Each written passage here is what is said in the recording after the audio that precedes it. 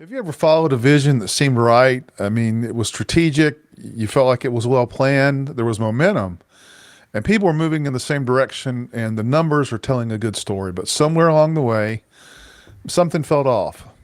Not wrong enough to stop what you were doing, not broke enough to address something significant. Just a little off. The activity was there, but the presence wasn't there.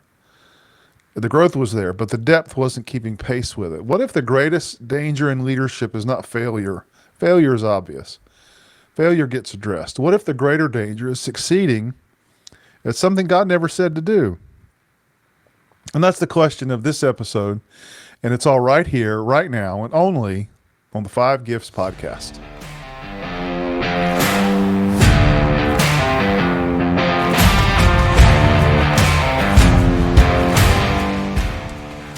You're listening to the Five Gifts podcast, a weekly show designed to equip leaders in the Spirit-filled church. I'm Bruce Ritter, and along with my co-host Charles Russell, we offer insights for leading the local church in the fullest expression of Jesus. If you're interested in learning more about practical theology, the gifts of the Spirit, and spiritual disciplines, this is the show for you. Welcome to the Five Gifts podcast. Welcome back to the Five Gifts podcast. I'm Charles Russell here with my co-host Bruce Ritter, and this is season 3, episode 15, and we've got a great episode lined up for you today. So we're just thrilled that you're here joining us, whether you're listening, viewing, however you're consuming this media today. Welcome to the conversation, and again, we're thrilled that you are here. Bruce, it's good to see you. How are you doing, man? Good to see you, Charles. Doing well. Had a little dental work this morning, so if you notice my jaw sliding off my skull, just it's all part of it. So don't worry about it. But I had that done this morning. Had a really good weekend though. My daughter got a couple of awards from graduate school, and with had an award ceremony. So we're real excited to see her achievements and her growth. And I could go on and on about my daughter, but we have a lot more to get to in this episode. Just gonna say we had a really good weekend too. Man, we coming off of a great class in our education cohort that we're doing as part of the Five Gifts Foundation, and this was a second class in a series on evangelism, and just had a phenomenal couple days of in-person learning. And then Saturday was just continue, kind of still living off that high. And I'm working with a church in the mountains of North Carolina, helping them through a process of finding a new pastor and filling in for them preaching, and just working with them. And man, we had just an incredible service this Sunday morning. You just feel the Lord really working in the hearts and lives of people in the life of this church. And so it just an incredible day yesterday. And then, man, capping all that off, being able to be here with the family of the Five Gifts podcast. And so just keeps getting better. So, that's my story. I'm gonna stick to it. Charles, just a side note about our educational cohort. We just finished our 8th class. Students are still writing, and some of them are getting caught up, but they're writing. They're wrestling with issues of leadership. It's really exciting to see them on their educational track. But I think one of the most satisfying things for me is to see the bonding that's taking place with that group, and we had a moment together before class ended on Friday with a time to just minister in spiritual gifts, words of knowledge, wisdom, prophetic words. And but that's a special thing to see happening in that group. And so our educational cohort is not just about getting a degree. It's about you growing as a leader. And I think one of the best environments for that is when you can grow with others. And people that you learn to know and do life with, and you let them speak into you, and they want your input into their lives. And so I don't know. This has been I know we were talking about it before we began the episode this morning, but it has really been So affirming and encouraging to be part of that.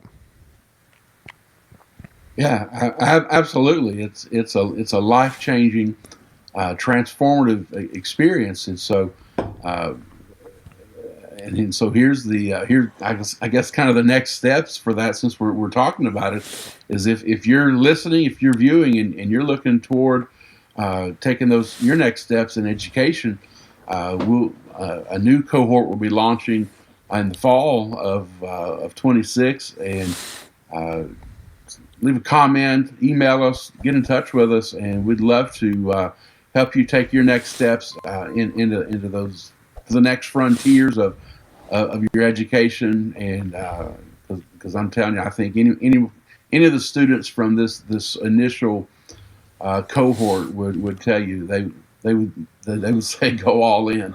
In fact, Yeah, I think they would.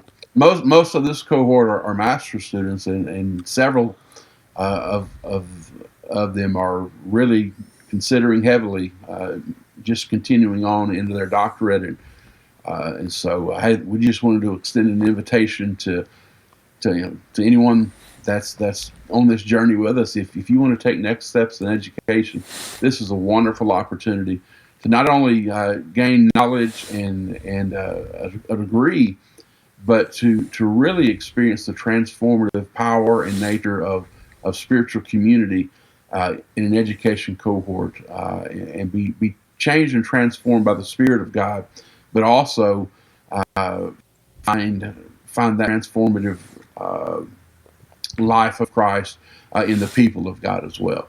And so we just invite you to join us in the fall of 26 in the next education cohort. Well said, Charles. And you can find more information at fivegifts.org/SLC, and we'll put that on the screen. Make sure you know that that's available to you. Well, today we're moving into something that embodies, I think, a vital skill for spiritual leadership, and that's where we identify and communicate vision. Because in the kingdom of God, the question is never just what are we building; it's who said to build it.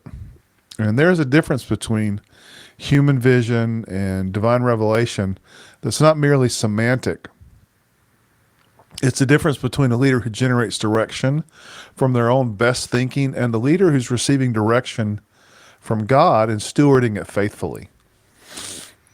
Yeah, absolutely. And so today's episode connects directly to the apostolic gift, specifically the apostolic urgency to build what heaven is actually backing, not merely what human ingenuity can design and execute. So today we're going to cover what genuine revelation based leadership looks like, where leaders default when they're not anchored in it, what the model of Jesus shows us about the posture of a kingdom leader, and even how the divine agenda is communicated in a way that produces not just compliance but genuine commitment. Well, before we talk about how to receive revelation, I think we need to address something foundational, and that's a misunderstanding that is really embedded, I think, in contemporary leadership culture. And a lot of leaders don't even recognize it as a misunderstanding. It really is the way we define vision itself. So if we can just spend a few moments on that.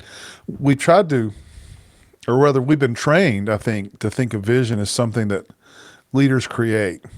You analyze the landscape, you identify the opportunity, you draw from your own personal inspiration, you articulate a compelling future, and you cast that direction with enough clarity and energy to begin moving people forward. And I would say that's a pretty dominant model when it comes to a contemporary idea of vision. And it produces a certain kind of result, organizations that move efficiently in a preferred direction. But in the kingdom, vision is not just invented; vision is received. It's the distinction and it's important. It's an important distinction because it's not a minor adjustment to the leadership model. When you think about that, it can reframe the entire enterprise. Human vision originates in imagination. Divine revelation originates with God. And so one begins with a leader's assessment of what is possible or needed, while the other begins with God's declaration of things he's already decided. And these are not the same starting point, and they don't lead to the same direction, even when they occasionally produce similar looking activity along the way. Usually the text we reach for is Proverbs 29:18. We've heard it rendered, where there is no vision, the people perish. And it's become something of a leadership slogan. It's very, it's very repeatable. It's the call to cast bigger and bolder visions, but the more precise sense of the Hebrew is closer to this. Without revelation, people run wild. Now, the word translated vision is the word for prophetic word, a revealed word from God. And the implication is diagnostic rather than inspirational. Without a revealed word from God as the anchor that gives direction, leadership can become noise. There's competing agendas, there's fragmented energy. And so movement without coherence is happening. And so the issue is not a shortage of creativity or strategic thinking. The issue is clarity of hearing. And so whether leaders are genuinely receiving direction from God or substituting their best thinking for his revealed will. Yeah, and that raises a question every honest leader really has to sit with. If we're not genuinely anchoring in revelation, what are we actually building from? Because they're common and often they're difficult to distinguish from the genuine article. So when leaders don't anchor in revelation, vision defaults to substitutes, and the dangerous thing about substitutes is not that they produce nothing; it's that they often produce enough to prevent the deeper question from being asked. And so, the first substitute we would call reactionary vision. That'd be direction that's set by pressure rather than presence. The culture shifts, a need becomes visible, criticism mounts, or maybe an opportunity presents itself, and the leader responds to the loudest signal rather than taking the time to discern what God is actually saying. So then the church ends up shaped by what it is reacting to rather than what it's been called to. A second is duplication of success, copying what worked somewhere else. And it's the tried and true story. Another church grows dramatically through a particular model, and so now the assumption is that the model is transferable. Sometimes it is, but a model that grew out of someone else's revelation and someone else's context applied to a different church without the same undergirding of prayer and discernment produces imitation rather than transformation. So then a third is need-based vision. In other words, letting the surrounding culture set the agenda. The needs are real, and responding to them is genuinely important. But a need without revelation produces a church that is always chasing the loudest problem rather than building the thing God specifically called it to build. Fourth to consider, and perhaps the most subtle, is leader-driven ambition. Big ideas for God that God never authored. These are not born from malice. They're often born from genuine passion, from a leader's deep desire to see God move and people reach. But passion is not the same as revelation. This is where the stewardship language becomes important. You can actually rob God's people by giving them your best idea instead of God's revealed will. Let me just let that settle on you a minute. You can actually rob God's people by giving them your best idea instead of God's revealed will. Look, that's not a leadership failure in the ordinary sense. It's a stewardship failure, a misuse of the authority entrusted to a leader by substituting personal vision for divine direction. Now, the most dangerous version of this is when the substitute actually works, right? When the momentum is real, the attendance is growing, the budget is healthy, but because now the metric has quietly shifted from did God say it to, well, did it work? And success becomes the thing that prevents the deeper question from surfacing. Yeah. Charles, those are four categories I think everyone here could reflect on and consider.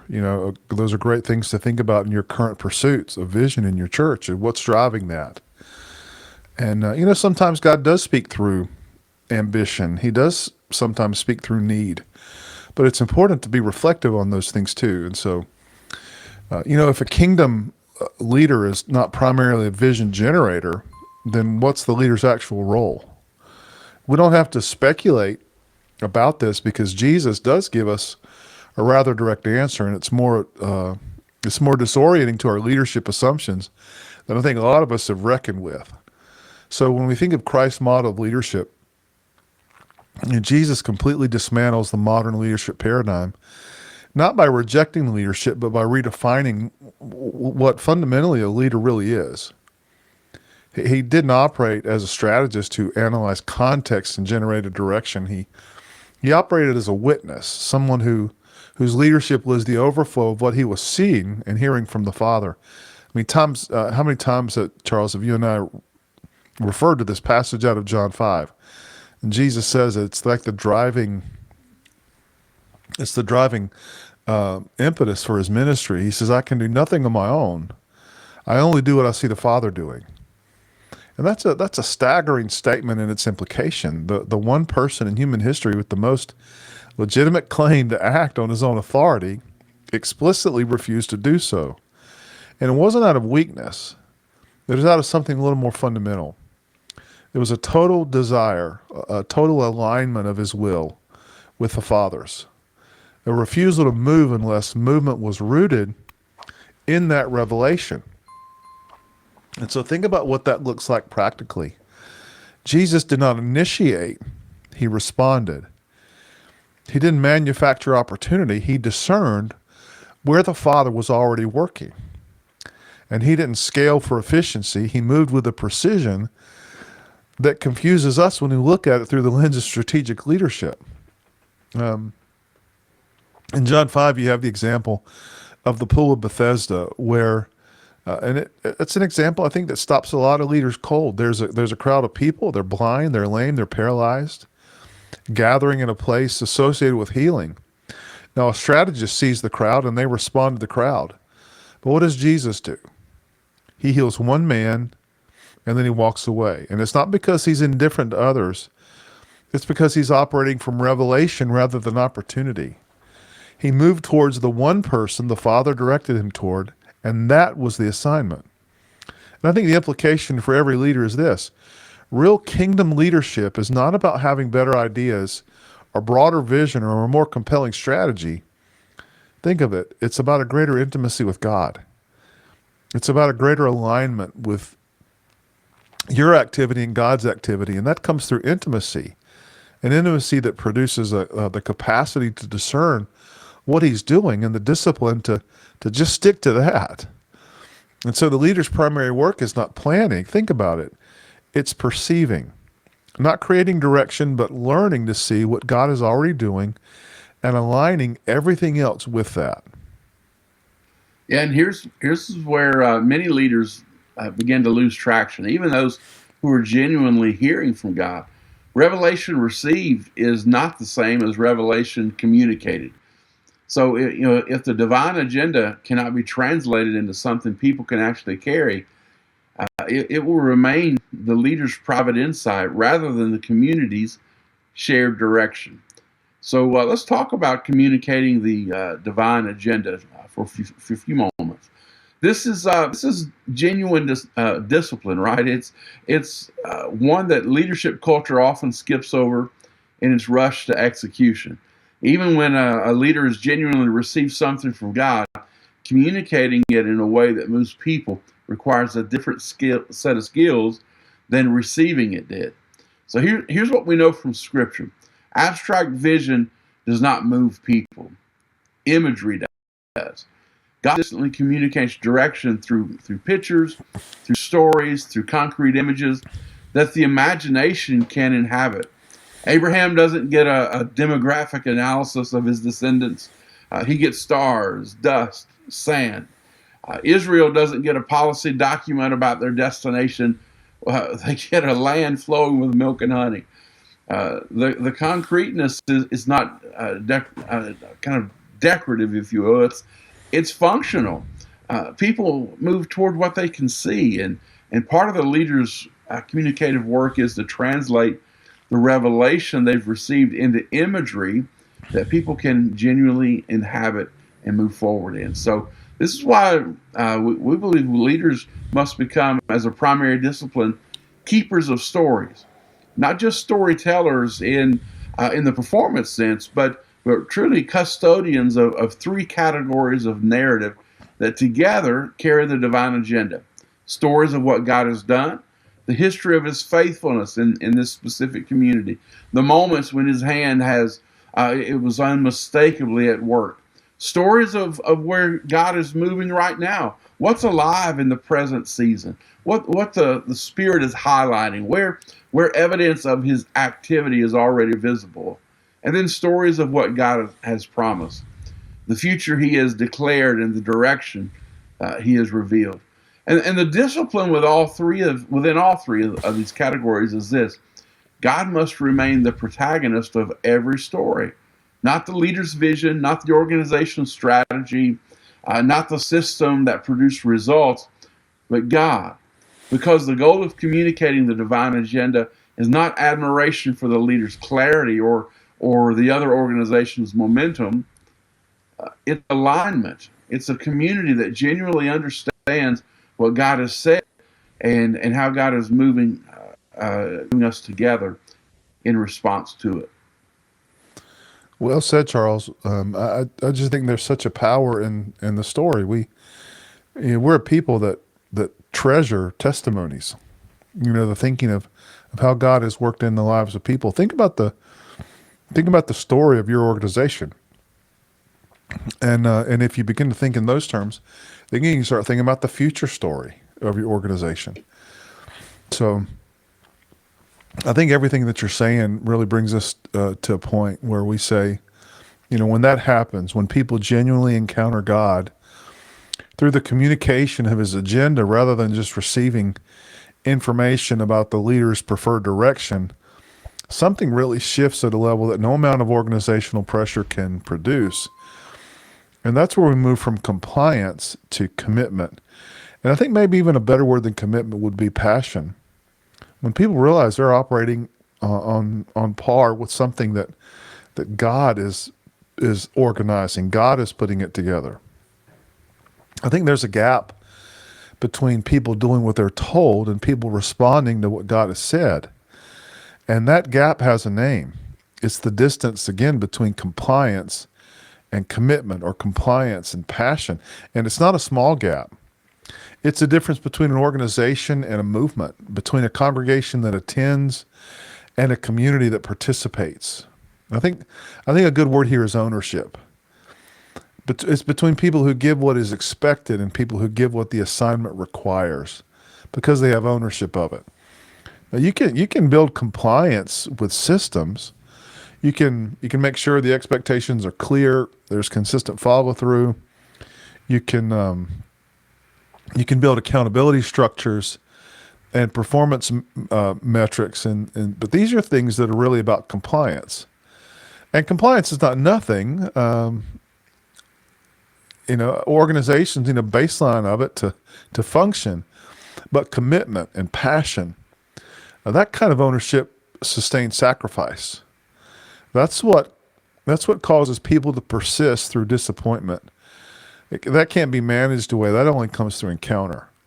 So when people genuinely feel like they're hearing God for themselves, when the vision being communicated is not a leader's compelling idea, but a revelation that lands in their own spirit as true, everything can change. Ownership increases because people are no longer executing someone else's agenda. Man, they're responding to God's agenda. And so sacrifice becomes natural because they understand what's at stake. And momentum becomes sustainable because it's not dependent on the leader's energy to maintain it. And Charles, this reframes, I think, what leadership accountability actually looks like. When a leader is operating from revelation rather than personal vision, there's a posture of indebtedness to the people that emerges, not the performance of humility, but a genuine recognition that the leader has been entrusted with something on behalf of others and is therefore accountable to them for how it's to be stewarded. And that means modeling a life being called for before asking others to live it. It means bearing the cost of the assignment before asking others to bear it with you. There's a credibility that comes into the leader with his people when he leads this way. It means staying present with the people through the difficulty of the work rather than casting direction and stepping back. So again, this is not positional authority. This leads to spiritual credibility. And it really is the only kind of authority that produces genuine commitment and passion rather than managed compliance. Amen and amen to that, Bruce. What a powerful segment, man. That's amazing. And so, let me try to bring this to a landing with a question that I think really sits at the center of everything we've talked about today. Leadership in the kingdom is not about building your vision for God. It's all about stewarding God's revelation, discerning what He has already decided, receiving it with humility, and leading others toward it with clarity and faithfulness. So the leader's calling isn't to dream bigger for God, but it is to hear Him more accurately and to hear more accurately from. Big distinction in how we've approached leadership. So here's the question that's worth sitting with this week. And I want you to take it in both directions, all right? Are you leading from something you created, or are you leading from something God has clearly revealed? Not was this a good idea, not is it working, but did God say it? Did God reveal that? When's the last time you slowed down enough to and removed yourself from the momentum long enough to actually ask that question and wait for an honest answer? And so, just practically speaking, maybe draw a line of continuum on a piece of paper, or just imagine that in your mind. And on one end of that spectrum is the question: am I leading from my ideas? Am I leading from my agenda? And then the opposite side of that continuum, or am I leading from a place of God's revelation? And would you take some time this week? Schedule it. Schedule a half hour, however long that you need to just sit and in some silence and just reflect, pray, discern what the Holy Spirit's saying, and see if you can identify where you sit on that continuum. Go in both directions. Get introspective and lean into both sides of this question and try to identify, plot your position on that continuum. Am I leading from my ideas, or am I leading from what God has revealed? And for those of you leading teams or churches, what would it look like to build a culture where that question is asked regularly and seriously, right? Where the standard for direction is not effectiveness, but is now faithfulness to what God has actually said.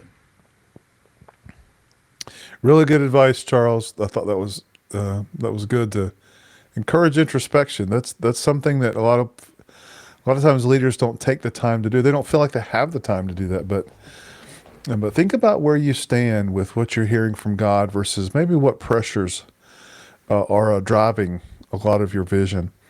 Listen, if this episode is challenging the framework you've been leading from, and I think it probably has, it could be surfacing questions about the source and direction, whether or not you're building, or what you're building rather, is genuinely anchored in revelation. Well, we can walk you through that process. We offer leadership development and spiritual life coaching designed to help leaders discern and not just do, to slow down long enough to hear and then move with the kind of confidence that only comes from knowing what God actually said. And you can connect with us at charlesrusselltraining.com, charlesrussellministries.com, or coachingcardia.com.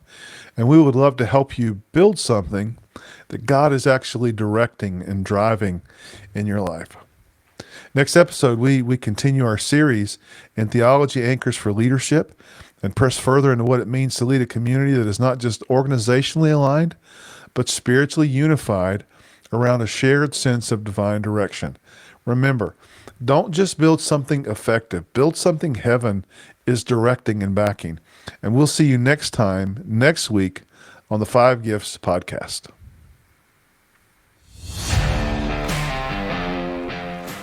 You've been listening to the 5 Gifts podcast. If you would like to take the next step as a spiritual leader, we invite you to visit either of our websites or contact us for leadership coaching. We can help you reach the next level in your own growth and leadership. We provide leadership, spiritual gift, and personality assessments that give you a better grasp of your leadership style.